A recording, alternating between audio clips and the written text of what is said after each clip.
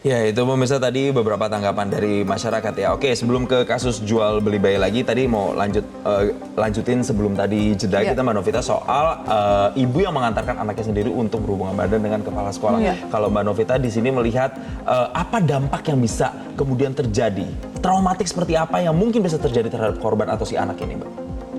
Harus dilihat sih, harus melakukan screening, assessment.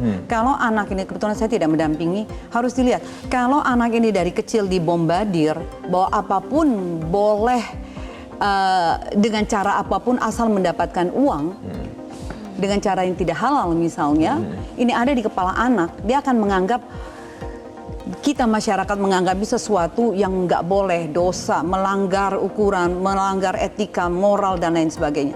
Anak belum tentu menganggap begitu. Karena kan dia dibesarkan oleh ibunya, orang yang paling dekat dengan dia. Jadi harus lihat, atau di balik itu, karena manusia pada dasarnya diciptakan dengan empati, rasa iba, rasa kasihan.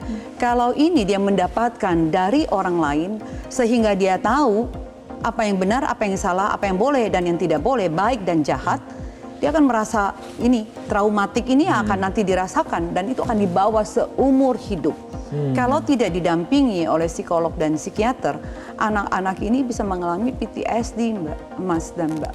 PTSD itu seperti apa sih bentuk-bentuk spesifiknya, Mbak? Post-traumatic syndrome disorder, jadi stress disorder. Jadi ini akan nanti menjadikan anak ini ya tidak bisa seperti normal anak-anak lainnya. Harga diri, citra diri lagi yang tadi di awal kita bicarakan untuk anak remaja yang harusnya dipunyai di usia ini akan hancur lulu lantak gitu loh. Karena rasa percaya diri itu timbul dari rasa aman. Manusia hidup itu kan harus rasa aman.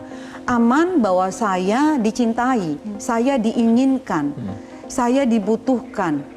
Itu dulu. Kalau sekarang rasa aman itu ditarik kan, bahwa saya dijual. Jadi memang harus diadakan assessment, tapi secara general PTSD ini sangat bisa terjadi dengan korban anak yang dijual oleh ibu kandungnya sendiri, apalagi ibu kandungnya sendiri. Tapi masih ada kemungkinan untuk recovery nggak sih, kalaupun dia mengalami PTSD ini, Mbak Novita? Kalau didampingi terus-menerus bisa, tidak bisa menjadi normal seperti semula, tetapi paling tidak bisa meringankan dia untuk tidak jatuh sampai ke severe yang betul-betul berat sekali. Oke, itu pendampingannya harus benar-benar komprehensif. Terakhir singkat saja Mbak Novita, untuk yang kasus jual beli bayi tadi, apa yang kira-kira negara bisa lakukan ya untuk kemudian membatasi dan juga memberantas habis, bukan hanya membatasi ya, tapi memberantas habis aksi seperti ini. Silakan. Ini kan semuanya secara online, Mas. Jadi tugas pemerintah sebenarnya untuk bisa melihat sindikat-sindikat ini yang dilakukan secara online harus ada tindakan yang tegas dan keras. Efek jerah, sanksi hukum harus tegas. Karena ini seperti hukum ekonomi kan, kalau ada permintaan, ada pasar, akan disiapkan. Mereka tidak melihat konsekuensi hukum di balik itu. Nah, pemerintah ini tugasnya betul-betul harus memberikan tindakan yang keras dan tegas. Gak bisa lagi ada penjual beli, human trafficking dan lain sebagainya untuk menjaga anak-anak kita semua. Singkat Mbak Novita, memang untuk dari sisi hukumnya masih kurang banget ya untuk Indonesia? Saya lihat begitu, dari tindakan pelecehan seksual, kekerasan seksual, hukumnya kan sama, 5 tahun, maksimal 15 tahun. Jadi kalau sekarang hanya lecehkan, sekalian aja perkosa, orang hukumannya sama. Dan anak-anak ini adalah anak-anak di era digital.